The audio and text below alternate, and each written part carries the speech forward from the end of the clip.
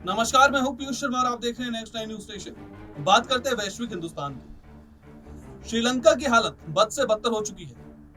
महंगाई करीब 55% तक पहुंच गई है, जो आने वाले दिनों में 70% तक पहुंच सकती है। आज श्रीलंका की हालत यह है कि वहां खाने पीने की चीजों के दाम आसमान छू रहे हैं। गाड़ियों में डालने के लिए डीजल पेट्रोल नहीं है, जिनसे जनजीवन की रफ्तार रुक गई है।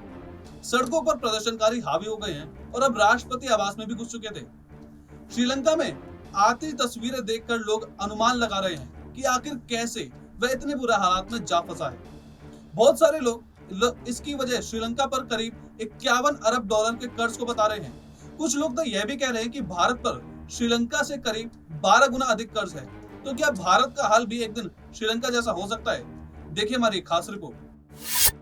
I2U2 में क्या होगा, पहले समझिए भारत पर कितना कर्ज है। अगर भारतीय रिजर्व बैंक से मार्च 2022 तक के आंकड़े देखें तो पता चलता है कि भारत पर करीब 620.7 अरब डॉलर का विदेशी कर्ज है।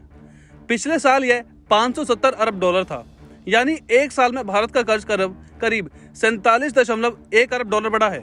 इसका मतलब हुआ कि जितना कुल कर्ज श्रीलंका पर है, लगभग उतना तो भारत पर सिर्फ एक साल में बढ़ गया है। अगर थोड़ा पुराने आंकड़े देखें तो मार्च 2018 में यह 529.7 अरब डॉलर था, जो मार्च 2019 तक बढ़कर 543 अरब डॉलर हो गया है। तो क्या हम कर्ज के दलदल में धंसते जा रहे हैं? यह तस्वीर कुछ और ही है। क्या भारत का हाल भी श्रीलंका जैसा होने वाला है? क्यों श्रीलंका जैसे नहीं हो सकता है भारत के हालात? क्यों श्रीलंका जैसे नहीं हो सकते हैं भारत के हालात? श्रीलंका पर 51 अरब डॉलर की विदेशी कर्ज है, जबकि सिर्फ एक साल में भारत का कर्ज 47.1 अरब डॉलर बढ़ा है। ये देखकर भले ही आपको लग रहा हो कि भारत की हालत खस्ता हो रही है, लेकिन असल तस्वीर इससे बिल्कुल अलग है। मार्च 2020 में भारत के कर्ज का जीडीपी का अनुपात करीब 20.6% था, जो मार्च 2021 में बढ़कर 21.1% हो गया।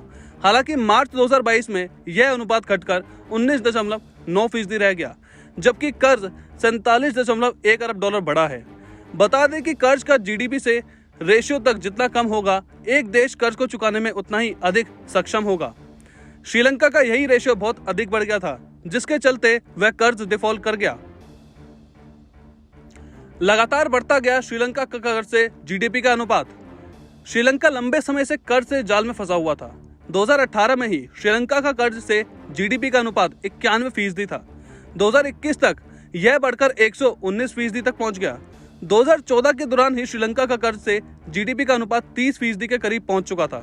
विश्व बैंक की एक स्टडी के अनुसार श्रीलंका जैसे विकासशील देशों के लिए कर्ज से जीडीपी का अनुपात करीब 65% से अधिक नहीं होना चाहिए। इससे ऊपर बढ़ने का मतलब है कि हर एक पॉइंट बढ़ोतरी से देश की जीडीपी पर उल्टा असर पड़ेगा। अन्य देशों के मुकाबले भारत पर है कितना कर्ज? भारत के पूर्व विदेश सचिव कमल सिब्बल ने ट्विटर पर तमाम देशों के कर्ज का एक आंकड़ा जारी किया है।